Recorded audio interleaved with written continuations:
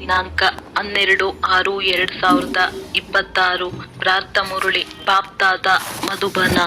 ಮಧುರ ಬುದ್ಧಿವಂತ ಮಕ್ಕಳೇ, ಸದಾ ನೆನಪಿಡಿ, ನಾವು ಅವಿನಾಶಿ ಆತ್ಮರಾಗಿದ್ದೇವೆ. ನಾವೀಗ ತಂದೆಯ ಜೊತೆ ಮೊದಲ ಅಂತಸ್ತಿಗೆ ಹೋಗಬೇಕಾಗಿದೆ. ಪ್ರಶ್ನೆ: ಯಾವ ಪರಿಶ್ರಮವನ್ನು ನೀವು ಪ್ರತಿಯೊಬ್ಬರೂ ಅವಶ್ಯವಾಗಿ ಮಾಡಬೇಕಾಗಿದೆ? ಉತ್ತರ: ತಂದೆಯು ನಮಗೆ ಯಾವ ಇಷ್ಟೊಂದು ಜ್ಞಾನವನ್ನು ಕೊಡುತ್ತಾರೆಯೋ ಅದನ್ನು ತಮ್ಮ ಹೃದಯದಲ್ಲಿ ಸಮಾವೇಶ ಮಾಡಿಕೊಳ್ಳುತ್ತಾ ಇರಿ. ಒಳಗಿಂದೊಳಗೆ ಮನನ ಮಾಡಿ ಜೀರ್ಣ ಮಾಡಿಕೊಳ್ಳಿ, ಅದರಿಂದ ಶಕ್ತಿ ಸಿಗುವುದು. ಪ್ರತಿಯೊಬ್ಬರೂ ಈ ಪರಿಶ್ರಮವನ್ನು ಅವಶ್ಯವಾಗಿ ಪಡಬೇಕಾಗಿದೆ. ಯಾರು ಇಂತಹ ಗುಪ್ತ ಪರಿಶ್ರಮ ಪಡುವರೋ ಅವರು ಸದಾ ಹರ್ಷಿತರಾಗಿರುತ್ತಾರೆ. ಅವರಿಗೆ ನಶೆ ಇರುತ್ತದೆ. ನಮಗೆ ಓದಿಸುವವರು ಯಾರಾಗಿದ್ದಾರೆ? ನಾವು ಯಾರ ಸನ್ಮುಖದಲ್ಲಿ ಕುಳಿತಿದ್ದೇವೆ? ಓಂ ಶಾಂತಿ. ಇದನ್ನು ಯಾರು ಹೇಳಿದ್ದರು? ಓಂ ಶಾಂತಿ ಓಂ ಶಾಂತಿ ಎಂದು 2 ಬಾರಿ ಹೇಳುತ್ತಾರೆ. ಒಂದನ್ನು ಶಿವ ತಂದೆಯು ಹೇಳಿದ್ದರು, ಇನ್ನೊಂದು ಬ್ರಹ್ಮ ತಂದೆಯು ಹೇಳಿದ್ದರು. ಬಾಪ್ ದಾದ ಇಬ್ಬರು ಒಟ್ಟಿಗೆ ಇದ್ದಾರೆ. ಇವರಿಬ್ಬರು ಓಂ ಶಾಂತಿ ಎಂದು ಹೇಳಬೇಕಾಗುತ್ತದೆ. ಈಗ ಮೊದಲು ಯಾರು ಹೇಳಿದ್ದರು? ನಂತರ ಯಾರು ಹೇಳಿದ್ದರು? ಮೊದಲು ಶಿವ ತಂದೆಯು ಹೇಳಿದ್ದರು, ಓಂ ಶಾಂತಿ, ನಾನು ಶಾಂತಿಯ ಸಾಗರನಾಗಿದ್ದೇನೆ. ನಂತರ ಯಾರು ಹೇಳಿದ್ದರು? ದಾದಾರವರ ಆತ್ಮವು ಹೇಳಿತ್ತು. ಮಕ್ಕಳಿಗೆ ನೆನಪು ತರಿಸುತ್ತಾರೆ. ಒಬ್ಬ ತಂದೆಯೇ ಸದಾ ದೇಹಿ ಅಭಿಮಾನಿಯಾಗಿರುತ್ತಾರೆ. ಬ್ರಹ್ಮ ವಿಷ್ಣು ಶಂಕರರು ಹೀಗೆ ಹೇಳುವುದಿಲ್ಲ. ನೀವು ತಿಳಿದುಕೊಂಡಿದ್ದೀರಿ, ತ್ರಿಮೂರ್ತಿಗಳಿಗೂ ಸೂಕ್ಷ್ಮ ರೂಪವಿದೆ ಅಂದಾಗ ಓಂ ಶಾಂತಿ ಎಂದು ಹೇಳುವವರು ಒಬ್ಬ ಶಿವ ತಂದೆಯಾಗಿದ್ದಾರೆ. ಅವರಿಗೆ ಯಾವುದೇ ಶರೀರವಿಲ್ಲ. ತಂದೆಯು ನಿಮಗೆ ಬಹಳ ಚೆನ್ನಾಗಿ ತಿಳಿಸುತ್ತಾರೆ, ನಾನು ಒಂದೇ ಬಾರಿ ಬರುತ್ತೇನೆ. ನಾನು ಸದಾ ದೇಹಿ ಅಭಿಮಾನಿಯಾಗಿದ್ದೇನೆ, ಪುನರ್ಜನ್ಮದಲ್ಲಿ ಬರುವುದಿಲ್ಲ. ಆದ್ದರಿಂದ ನನ್ನ ಮಹಿಮೆಯೇ ಭಿನ್ನವಾಗಿದೆ. ನಿರಾಕಾರ ಪರಮಪಿತ ಪರಮಾತ್ಮನೆಂದು ನನಗೆ ಹೇಳುತ್ತಾರೆ. ಭಕ್ತಿ ಮಾರ್ಗದಲ್ಲಿಯೂ ಶಿವನಿಗೆ ನಿರಾಕಾರ ಪರಮಪಿತ ಪರಮಾತ್ಮನೆಂದು ಹೇಳುತ್ತಾರೆ. ನಿರಾಕಾರನ ಪೂಜೆ ನಡೆಯುತ್ತದೆ. ಅವರೆಂದು ದೇಹದಲ್ಲಿ ಬರುವುದಿಲ್ಲ, ಅರ್ಥಾತ್ ದೇಹಾಭಿಮಾನಿಯಾಗುವುದಿಲ್ಲ. ಅವರಿಗಿಂತ ಕೆಳಗಡೆ ಬಂದಾಗ ಸೂಕ್ಷ್ಮ ವತನದಲ್ಲಿ ಬ್ರಹ್ಮ ವಿಷ್ಣು ಶಂಕರರಿರುತ್ತಾರೆ. ಶಿವನ ನಾಮ ರೂಪವಂತೂ ಕಣ್ಣಿಗೆ ಕಾಣುವುದಿಲ್ಲ, ಚಿತ್ರವನ್ನು ಮಾಡಿಸುತ್ತಾರೆ. ಆದರೆ ಅವರು ನಿರಾಕಾರನಾಗಿದ್ದಾರೆ. ಅವರೆಂದೂ ಸಾಕಾರಿಯಾಗುವುದಿಲ್ಲ. ಪೂಜೆಯು ನಿರಾಕಾರನಿಗೆ ಆಗುತ್ತದೆ. ಮಕ್ಕಳ ಬುದ್ಧಿಯಲ್ಲಿ ಇಡೀ ಜ್ಞಾನವಿರುತ್ತದೆ. ಭಕ್ತಿಯನ್ನಂತೂ ಮಾಡಿದ್ದೀರಲ್ಲವೇ? ಚಿತ್ರಗಳನ್ನು ಮಕ್ಕಳು ನೋಡಿದ್ದೀರಿ. ನಿಮಗೆ ತಿಳಿದಿದೆ, ಸತ್ಯ ತ್ರೇತಾಯುಗದಲ್ಲಿ ಚಿತ್ರಗಳ ಭಕ್ತಿಯಾಗಲಿ ವಿಚಿತ್ರ ತಂದೆಯ ಭಕ್ತಿಯಾಗಲಿ ಇರುವುದಿಲ್ಲ. ಬುದ್ಧಿಯಲ್ಲಿ ಬರುತ್ತದೆ, ಪರಮಪಿತ ಪರಮಾತ್ಮನು ವಿಚಿತ್ರನಾಗಿದ್ದಾರೆ. ಅವರಿಗೆ ಸೂಕ್ಷ್ಮ ಚಿತ್ರವಾಗಲಿ ಸ್ಥೂಲ ಚಿತ್ರವಾಗಲಿ ಇಲ್ಲ. ದುಃಖಹರ್ತ ಸುಖಕರ್ತ ಪತಿತ ಪಾವನ ಎಂದು ಅವರ ಮಹಿಮೆಯನ್ನೇ ಮಾಡಲಾಗುತ್ತದೆ. ನೀವು ಮತ್ಯಾರದ್ದೇ ಚಿತ್ರಕ್ಕೆ ಪತಿತ ಪಾವನ ಎಂದು ಹೇಳುವುದಿಲ್ಲ. ಮತ್ಯಾವ ಮನುಷ್ಯರ ಬುದ್ಧಿಯಲ್ಲಿಯೂ ಈ ಮಾತುಗಳಿರುವುದಿಲ್ಲ. ಬ್ರಹ್ಮ ವಿಷ್ಣು ಶಂಕರನು ಸೂಕ್ಷ್ಮ ವತನವಾಸಿಗಳಾಗಿದ್ದಾರೆ. ಮೊದಲನೇ ಅಂತಸ್ತು ಸೂಕ್ಷ್ಮ ವತನವಾಗಿದೆ. ಅದರ ನಂತರ 2ನೇ ಅಂತಸ್ತು, ಅದು ಶ್ರೇಷ್ಠಾತಿ ಶ್ರೇಷ್ಠವಾದ ಮೂಲ ವತನವಾಗಿದೆ. ಪರಮಪಿತ ಪರಮಾತ್ಮನು ಆ ಅಂತಸ್ತಿನ ನಿವಾಸಿಯಾಗಿದ್ದಾರೆ. ಅದರ ಕೆಳಗಿನ ಅಂತಸ್ತಿನಲ್ಲಿ ಸೂಕ್ಷ್ಮ ಶರೀರಧಾರಿಗಳಿದ್ದಾರೆ. ಇಲ್ಲಿನ ಕೆಳ ಅಂತಸ್ತಿನಲ್ಲಿ ಸ್ಥೂಲ ಶರೀರಧಾರಿಗಳಿದ್ದಾರೆ. ಇದರಲ್ಲಿ ತಬ್ಬಿಬ್ಬಾಗಬೇಡಿ. ಈ ಮಾತುಗಳನ್ನು ಪರಮಪಿತ ಪರಮಾತ್ಮನ ವಿನಃ ಮತ್ಯಾರೂ ತಿಳಿಸಲು ಸಾಧ್ಯವಿಲ್ಲ. ಮೇಲಿರುವುದು ಆತ್ಮಗಳ ಸೃಷ್ಟಿಯಾಗಿದೆ. ಅದಕ್ಕೆ ನಿರಾಕಾರಿ ಪ್ರಪಂಚವೆಂದು ಹೇಳಲಾಗುತ್ತದೆ. ನಾವೆಲ್ಲ ಆತ್ಮರ ಪ್ರಪಂಚವಾಗಿದೆ. ಮತ್ತೆ ನಾವಾತ್ಮರು ಈ ಸಾಕಾರಿ ಪ್ರಪಂಚದಲ್ಲಿ ಬರುತ್ತೇವೆ. ಪರಮಧಾಮದಲ್ಲಿ ಆತ್ಮರಿರುತ್ತಾರೆ, ಇಲ್ಲಿ ಜೀವಾತ್ಮರಿದ್ದಾರೆ. ಇದು ಬುದ್ಧಿಯಲ್ಲಿರಬೇಕು. ಅವಶ್ಯವಾಗಿ ನಾವು ನಿರಾಕಾರಿ ತಂದೆಯ ಮಕ್ಕಳಾಗಿದ್ದೇವೆ. ನಾವು ಸಹ ಮೊದಲು ನಿರಾಕಾರ ತಂದೆಯ ಬಳಿ ಇರುತ್ತಿದ್ದೆವು. ನಿರಾಕಾರಿ ಪ್ರಪಂಚದಲ್ಲಿಯೂ ಆತ್ಮರಿರುತ್ತಾರೆ. ಆ ಆತ್ಮರು ಇಲ್ಲಿಯ ತನಕ ಪಾತ್ರವನ್ನಭಿನಯಿಸಲು ಸಾಕಾರದಲ್ಲಿ ಬರುತ್ತಿದ್ದಾರೆ. ಪರಮಧಾಮವು ನಿರಾಕಾರಿ ತಂದೆಯ ವತನವಾಗಿದೆ. ನಾವಾತ್ಮರಾಗಿದ್ದೇವೆ ಎಂಬ ನಶೆ ಇರಬೇಕು. ಅವಿನಾಶಿ ವಸ್ತುವಿನ ನಶೆ ಇರಬೇಕೇ ಹೊರತು ವಿನಾಶಿ ವಸ್ತುವಿನದಲ್ಲ. ದೇಹದ ನಶೆ ಇರುವವರಿಗೆ ದೇಹಾಭಿಮಾನಿಗಳೆಂದು ಹೇಳಲಾಗುತ್ತದೆ. ದೇಹಾಭಿಮಾನಿಗಳು ಒಳ್ಳೆಯವರೋ ಅಥವಾ ಕೆಟ್ಟವರೋ? ಯಾರು ಬುದ್ಧಿವಂತರು? ಆತ್ಮ ಅಭಿಮಾನಿಗಳೋ? ಆತ್ಮವೇ ಅವಿನಾಶಿಯಾಗಿದೆ, ದೇಹವು ವಿನಾಶಿಯಾಗಿದೆ. ನಾನು 84 ದೇಹಗಳನ್ನು ತೆಗೆದುಕೊಳ್ಳುತ್ತೇನೆ. ನಾನಾತ್ಮನು ಪರಮಧಾಮದಲ್ಲಿ ತಂದೆಯ ಜೊತೆ ಇದ್ದೇನೋ ಅಲ್ಲಿಂದ ಪಾತ್ರವನ್ನಭಿನಯಿಸಲು ಬರುತ್ತೇನೆಂದು ಆತ್ಮವೇ ಹೇಳುತ್ತದೆ. ಓ ಬಾಬಾ ಎಂದು ಆತ್ಮವೇ ಹೇಳುತ್ತದೆ. ಸಾಕಾರಿ ಸೃಷ್ಟಿಯಲ್ಲಿ ಸಾಕಾರಿ ತಂದೆ ಇದ್ದಾರೆ, ನಿರಾಕಾರಿ ಸೃಷ್ಟಿಯಲ್ಲಿ ನಿರಾಕಾರಿ ತಂದೆ ಇದ್ದಾರೆ. ಇದು ಸಂಪೂರ್ಣ ಸಹಜ ಮಾತಾಗಿದೆ. ಬ್ರಹ್ಮನಿಗೆ ಪ್ರಜಾಪಿತ ಬ್ರಹ್ಮನೆಂದು ಹೇಳುತ್ತಾರೆ. ಅಂದ ಮೇಲೆ ಅವರು ಇಲ್ಲಿಯವರೇ ಅಲ್ಲವೇ? ಅಲ್ಲಿ ನಾವಾತ್ಮರೆಲ್ಲರೂ ಒಬ್ಬ ತಂದೆಯ ಮಕ್ಕಳು, ಸಹೋದರರಾಗಿರುತ್ತೇವೆ. ತಂದೆಯು ಶಿವನ ಜೊತೆ ಇರುವವರಾಗಿದ್ದೇವೆ. ಪರಮಾತ್ಮನ ಹೆಸರಾಗಿದೆ ಶಿವ, ಆತ್ಮನ ಹೆಸರಾಗಿದೆ ಸಾಲಿಗ್ರಾಮ. ಆತ್ಮಕ್ಕೂ ರಚಯಿತನೂ ಬೇಕಲ್ಲವೇ? ತನ್ನೊಂದಿಗೆ ತಾನು ಯಾವಾಗಲೂ ಹೀಗೆ ಮಾತನಾಡಿಕೊಳ್ಳುತ್ತಾ ಇರಿ. ಯಾವ ಜ್ಞಾನವು ಸಿಗುತ್ತದೆಯೋ ಅದು ತನ್ನ ಹೃದಯಕ್ಕೆ ನಾಟಬೇಕೆಂದರೆ ಪರಿಶ್ರಮ ಪಡಬೇಕಾಗುತ್ತದೆ. ಆತ್ಮವೇ ವಿಚಾರ ಮಾಡಬೇಕಾಗುತ್ತದೆ. ಮೊಟ್ಟ ಮೊದಲು ಈ ನಿಶ್ಚಯ ಮಾಡಿಕೊಳ್ಳಿ, ನಾವಾತ್ಮರು ತಂದೆಯ ಜೊತೆ ಇರುವವರಾಗಿದ್ದೇವೆ, ನಾವು ಅವರ ಮಕ್ಕಳಾಗಿದ್ದೇವೆ. ಅಂದ ಮೇಲೆ ಅವಶ್ಯವಾಗಿ ಆಸ್ತಿಯು ಸಿಗಬೇಕು. ಇದನ್ನೂ ಸಹ ತಿಳಿದುಕೊಂಡಿದ್ದೀರಿ. ಇದು ಆತ್ಮಗಳ ವೃಕ್ಷವಾಗಿದೆ. ಅಂದ ಮೇಲೆ ಅದಕ್ಕೆ ಮೊದಲೇ ಅವಶ್ಯವಾಗಿ ಬೀಜವಿರುತ್ತದೆ. ಹೇಗೆ ಮನೆತನವನ್ನು ಮಾಡುತ್ತಾರಲ್ಲವೇ ದೊಡ್ಡವರು, ತಂದೆ, ಮತ್ತೆ ಅವರಿಂದ 2-4 ಮಂದಿ ಮಕ್ಕಳು, ಮತ್ತೆ ಅವರಿಗೆ ಮಕ್ಕಳು, ಮೊಮ್ಮಕ್ಕಳು, ಹೀಗೆ ಒಬ್ಬರಿಂದ ವೃದ್ಧಿಯಾಗುತ್ತಾ ಆಗುತ್ತಾ ವೃಕ್ಷವೇ ದೊಡ್ಡದಾಗಿ ಬಿಡುತ್ತದೆ. ಇಂಥವರಿಂದ ಇಂಥವರು, ಅವರ ನಂತರ ಇವರು ಎಂದು ತಲೆಮಾರಿನ ನಕ್ಷೆ ಇರುತ್ತದೆ. ನೀವು ಮಕ್ಕಳು ತಿಳಿದುಕೊಂಡಿದ್ದೀರಿ. ಮೂಲ ವತನದಲ್ಲಿ ಎಲ್ಲ ಆತ್ಮರಿರುತ್ತಾರೆ. ಅದು ಚಿತ್ರವಿದೆ. ಶ್ರೇಷ್ಠಾತಿ ಶ್ರೇಷ್ಠನು ತಂದೆಯಾಗಿದ್ದಾರೆ. ಆ ತಂದೆಯು ಈ ಶರೀರದಲ್ಲಿ ಬಂದಿದ್ದಾರೆಂದು ನೀವು ಮಕ್ಕಳು ಬುದ್ಧಿಯಲ್ಲಿದೆ. ಆತ್ಮಿಕ ತಂದೆಯೂ ಬಂದು ಆತ್ಮಗಳಿಗೆ ಓದಿಸುತ್ತಾರೆ. ಸೂಕ್ಷ್ಮ ವತನದಲ್ಲಂತೂ ಓದಿಸುವುದಿಲ್ಲ. ಮತ್ತು ಸತ್ಯಯುಗದಲ್ಲಿಯೂ ಸಹ ಈ ಜ್ಞಾನವು ಯಾರಿಗೂ ಇರುವುದಿಲ್ಲ. ತಂದೆಯೇ ಈ ಸಂಗಮ ಯುಗದಲ್ಲಿ ಬಂದು ಜ್ಞಾನವನ್ನು ಕೊಡುತ್ತಾರೆ. ಈ ಮನುಷ್ಯ ಸೃಷ್ಟಿ ರೂಪಿ ವೃಕ್ಷದ ಜ್ಞಾನವು ಯಾರಿಗೂ ಇಲ್ಲ. ಕಲ್ಪದ ಆಯಸ್ಸನ್ನು ಬಹಳ ಸುದೀರ್ಘವಾಗಿ ಬರೆದು ಬಿಟ್ಟಿದ್ದಾರೆ. ಈಗ ತಂದೆಯು ತಿಳಿಸುತ್ತಾರೆ, ಮಕ್ಕಳೇ, ನೀವೀಗ ಪುನಃ ಮನೆಗೆ ನಡೆಯಬೇಕಾಗಿದೆ. ಅದು ಆತ್ಮಗಳ ಮನೆಯಾಗಿದೆ. ತಂದೆ ಮತ್ತು ಮಕ್ಕಳಿರುತ್ತಾರೆ. ಎಲ್ಲರೂ ಸಹೋದರರಾಗಿದ್ದಾರೆ. ಇಲ್ಲಿ ಬಂದು ಶರೀರ ಧಾರಣೆ ಮಾಡಿದಾಗ ಸಹೋದರ ಸಹೋದರಿಯರಾಗುತ್ತೇವೆ. ನಾವಾತ್ಮರೆಲ್ಲರೂ ವಾಸ್ತವದಲ್ಲಿ ಸಹೋದರರಾಗಿದ್ದೇವೆ. ಸಹೋದರರಿಗೆ ಅವಶ್ಯವಾಗಿ ತಂದೆಯೂ ಇರಬೇಕಲ್ಲವೇ? ಅವರು ಪರಮಪಿತ ಪರಮಾತ್ಮನಾಗಿದ್ದಾರೆ. ಎಲ್ಲ ಆತ್ಮರು ಶರೀರದಲ್ಲಿದ್ದರೂ ಸಹ ಅವರನ್ನು ನೆನಪು ಮಾಡುತ್ತಾರೆ. ಸತ್ಯ ತ್ರೇತ ಯುಗದಲ್ಲಿ ಯಾರೂ ನೆನಪು ಮಾಡುವುದಿಲ್ಲ.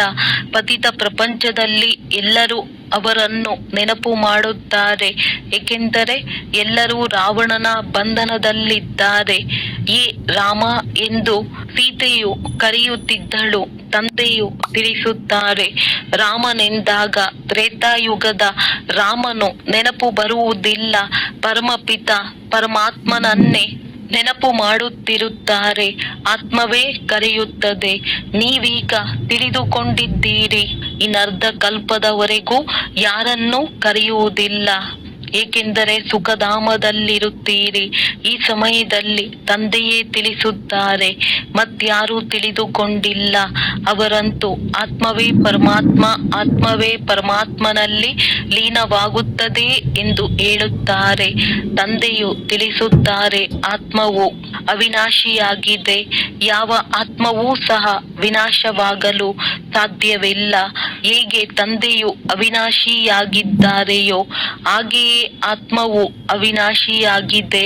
ಇಲ್ಲಿ ಆತ್ಮವು ಪತಿತ ತಮೋ ಪ್ರಧಾನವಾಗುತ್ತದೆ, ಮತ್ತೆ ತಂದೆಯು ಬಂದು ಪವಿತ್ರ ಸತೋ ಪ್ರಧಾನರನ್ನಾಗಿ ಮಾಡುತ್ತಾರೆ.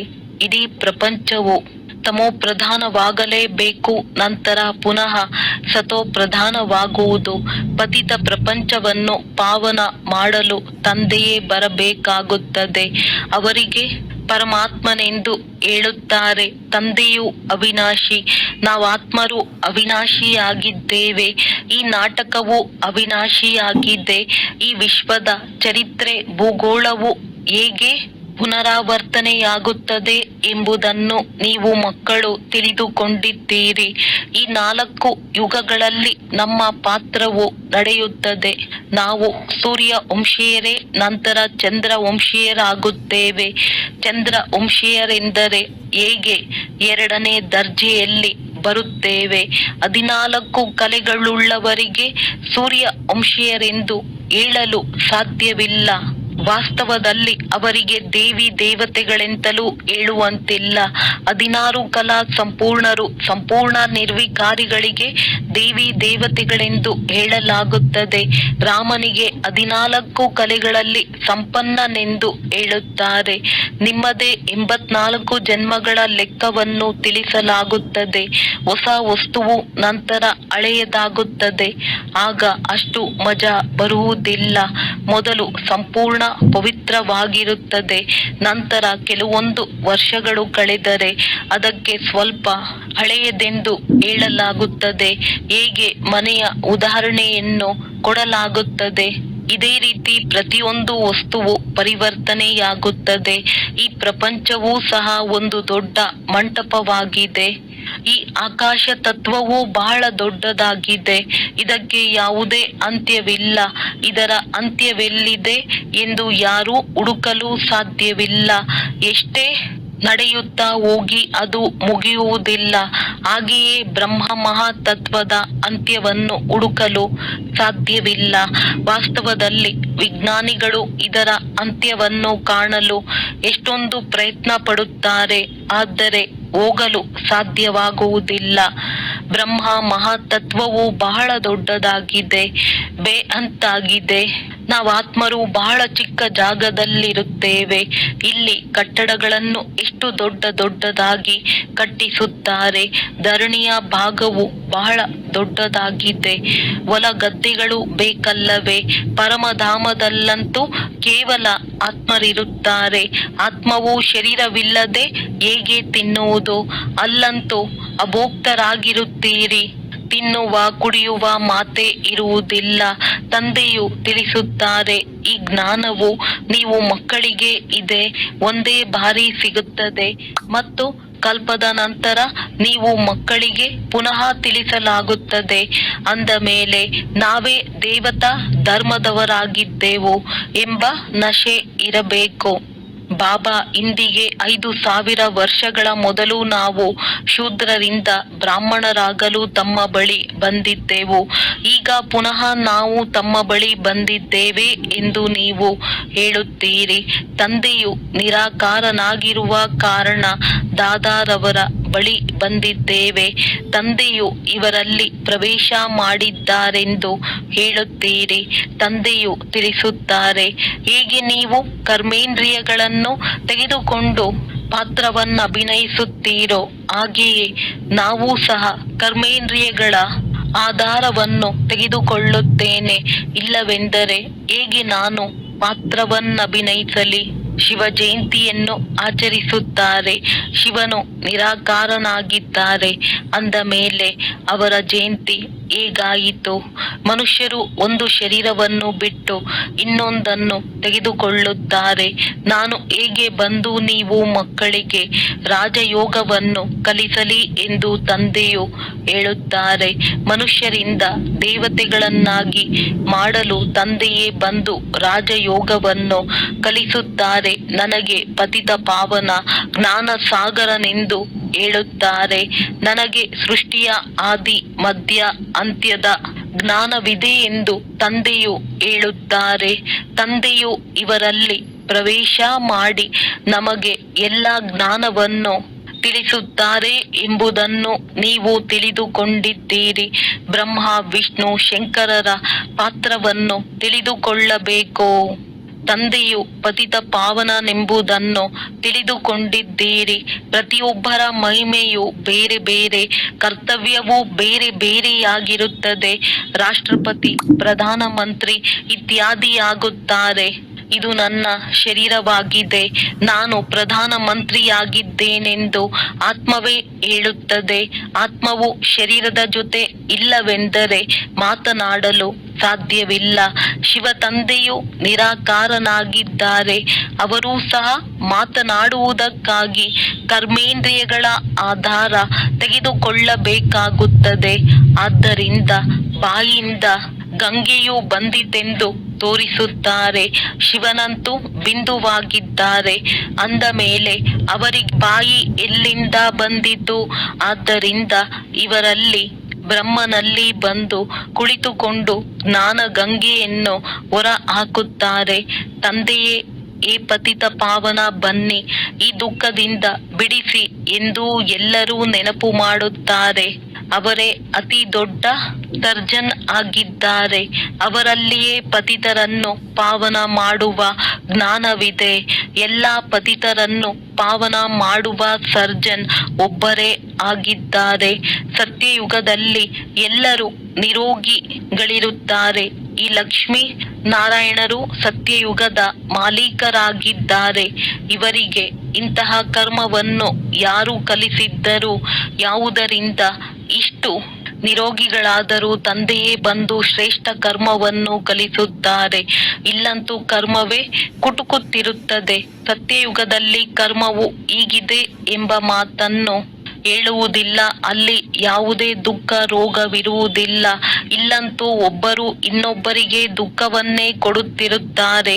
ಇದು ಕರ್ಮ ಭೋಗವೆಂದು ಹೇಳಲು ಸತ್ಯ ತ್ರೇತಾಯುಗದಲ್ಲಿ ದುಃಖದ ಮಾತೇ ಇರುವುದಿಲ್ಲ. ಕರ್ಮ ಅಕರ್ಮ ವಿಕರ್ಮದ ಮಾತುಗಳನ್ನು ಯಾರು ತಿಳಿದುಕೊಳ್ಳುವುದಕ್ಕೆ ಸಾಧ್ಯವಿಲ್ಲ. ನಿಮಗೆ ತಿಳಿದಿದೆ, ಪ್ರತಿಯೊಂದು ವಸ್ತು ಮೊದಲು ಸತೋ ಪ್ರಧಾನ, ನಂತರ ಸತೋ ರಜೋ ತಮೋ ಆಗುತ್ತದೆ. ಸತ್ಯಯುಗದಲ್ಲಿ ಪಂಚತತ್ವಗಳೂ ಸಹ ಸತೋ ಪ್ರಧಾನವಾಗಿರುತ್ತದೆ. ನಮ್ಮ ಶರೀರವೂ ಸಹ ಸತೋ ಪ್ರಧಾನ ಪ್ರಕೃತಿಯದ್ದಾಗಿರುತ್ತದೆ. ನಂತರ ಆತ್ಮನಲ್ಲಿ 2 ಕಲೆಗಳು ಕಡಿಮೆಯಾಗುವ ಕಾರಣ ಶರೀರವು ಅದೇ ರೀತಿಯಾಗುತ್ತದೆ. ಸೃಷ್ಟಿಗೂ 2 ಕಲೆಗಳು ಕಡಿಮೆಯಾಗುತ್ತದೆ. ಇದೆಲ್ಲವನ್ನು ತಂದೆಯೇ ತಿಳಿಸುತ್ತಾರೆ, ಮತ್ಯಾರೂ ತಿಳಿಸುವುದಿಲ್ಲ. ಒಳ್ಳೆಯದು. ಮಧುರಾತಿ ಮಧುರ ಅಗಲಿ ಹೋಗಿ ಮರಳಿ ಸಿಕ್ಕಿರುವ ಮಕ್ಕಳ ಪ್ರತಿ ಮಾತ್ಪಿತಾ ಬಾಪ್ ದಾದಾರವರ ನೆನಪು, ಪ್ರೀತಿ ಹಾಗೂ ಸುಪ್ರಭಾತ. ಆತ್ಮಿಕ ಮಕ್ಕಳಿಗೆ ಆತ್ಮಿಕ ತಂದೆಯ ನಮಸ್ತೆ. ಧಾರಣೆಗಾಗಿ ಮುಖ್ಯ ಸಾರ. ಈಗಿನಿಂದಲೇ ತಂದೆಯ ಶ್ರೀಮತದಂತೆ ಇಂತಹ ಶ್ರೇಷ್ಠ ಕರ್ಮಗಳನ್ನು ಮಾಡಬೇಕಾಗಿದೆ. ಯಾವುದರಿಂದ ಮತ್ತೆಂದೂ ಕರ್ಮವು ಕುಟ್ಟುವಂತಾಗಬಾರದು. ಅರ್ಥಾತ್ ಕರ್ಮಗಳ ಶಿಕ್ಷೆಯನ್ನು ಅನುಭವಿಸುವಂತಾಗದಿರಲಿ. ಯಾವುದೇ ವಿನಾಶಿ ವಸ್ತುವಿನ ನಶೆ ಇಟ್ಟುಕೊಳ್ಳಬಾರದು. ಈ ದೇಹವೂ ಸಹ ವಿನಾಶಿಯಾಗಿದೆ. ಇದರ ನಶೆಯನ್ನು ಇಟ್ಟುಕೊಳ್ಳಬಾರದು. ಸೂಕ್ಷ್ಮ ಬುದ್ಧಿಯವರಾಗಬೇಕಾಗಿದೆ. ವರದಾನ: ಈ ಹಳೆಯ ಪ್ರಪಂಚವನ್ನು ವಿದೇಶವೆಂದು ತಿಳಿದು ಇದರಿಂದ ನಿರ್ಲಿಪ್ತವಾಗಿರುವಂತಹ ಸ್ವದೇಶಿ ಭವ. ಹೇಗೆ ಕೆಲವರು ವಿದೇಶಿ ವಸ್ತುಗಳನ್ನು ಮುಟ್ಟುವುದೂ ಇಲ್ಲ, ನಮ್ಮ ದೇಶದ ವಸ್ತುಗಳ ಪ್ರಯೋಗ ಮಾಡೋಣವೆಂದು ತಿಳಿಯುತ್ತಾರೆ. ಹಾಗೆಯೇ ತಮಗಾಗಿ ಈ ಹಳೆಯ ಪ್ರಪಂಚವೇ ವಿದೇಶವಾಗಿದೆ. ಇದರಿಂದ ನಿರ್ಲಿಪ್ತರಾಗಿರಿ. ಅರ್ಥಾತ್ ಹಳೆಯ ಪ್ರಪಂಚದ ವಸ್ತುಗಳಾದ ಸ್ವಭಾವ, ಸಂಸ್ಕಾರ ಏನೆಲ್ಲವೂ ಇದೆಯೋ ಅದು ತನ್ನ ಕಡೆ ಸ್ವಲ್ಪವೂ ಆಕರ್ಷಿಸಬಾರದು. ಸ್ವದೇಶಿ ಆಗಿರಿ, ಅರ್ಥಾತ್ ಆತ್ಮಿಕ ರೂಪದಲ್ಲಿ ತಮ್ಮ ಶ್ರೇಷ್ಠ ದೇಶವಾದ ಪರಮಧಾಮ ಹಾಗೂ ಈಶ್ವರಿಯ ಪರಿವಾರದ ಲೆಕ್ಕದಿಂದ ಮಧುಬನ ದೇಶದ ನಿವಾಸಿ ಎಂದು ತಿಳಿದುಕೊಂಡು ಇದರ ನಶೆಯಲ್ಲಿರಿ. ಸ್ಲೋಗನ್: ಗೊಂದಲಗಳಲ್ಲಿ ಸಿಲುಕದೆ ಸದಾ ಮಿಲನದ ಮೇಳದಲ್ಲಿರಿ. ಅವ್ಯಕ್ತ ಸೂಚನೆಗಳು: ಸದಾ ಹರ್ಷಿತರಾಗಿರಲು ತಮ್ಮ ಸ್ವಭಾವವನ್ನು ಸರಳ ಮಾಡಿಕೊಳ್ಳಿರಿ. ಸಹನಶೀಲರಾಗಿರಿ. ಹುಲಿ ಹಂಸದ ವಿಶೇಷತೆ: ಸರಳ ಚಿತ್ತ, ಸರಳ ವಾಣಿ, ಸರಳ ವೃತ್ತಿ, ಸರಳ ದೃಷ್ಟಿ. ಬಾಪ್ ದಾದಾರವರಿಗೆ ಎಲ್ಲದಕ್ಕಿಂತ ಪ್ರಿಯ, ಎಲ್ಲದಕ್ಕಿಂತ ಸಮೀಪ ಸ್ವಚ್ಛ ಹೃದಯದವರು ಪ್ರಿಯರಾಗಿದ್ದಾರೆ. ಸ್ವಚ್ಛ ಹೃದಯ ಸದಾ ಬಾಪ್ ದಾದಾರವರ ಹೃದಯ ಸಿಂಹಾಸನಾಧೀಶರು. ಸರ್ವಶ್ರೇಷ್ಠ ಸಂಕಲ್ಪ ಪೂರ್ಣವಾಗುವುದರ ಕಾರಣ ವೃತ್ತಿಯಲ್ಲಿ, ದೃಷ್ಟಿಯಲ್ಲಿ, ಮಾತಿನಲ್ಲಿ, ಸಂಬಂಧ ಸಂಪರ್ಕದಲ್ಲಿ ಸರಳ ಮತ್ತು ಸ್ಪಷ್ಟ ಒಂದೇ ಸಮಾನ ಕಾಣಿಸುತ್ತದೆ. ಒಳ್ಳೆಯದು. ಓಂ ಓಂ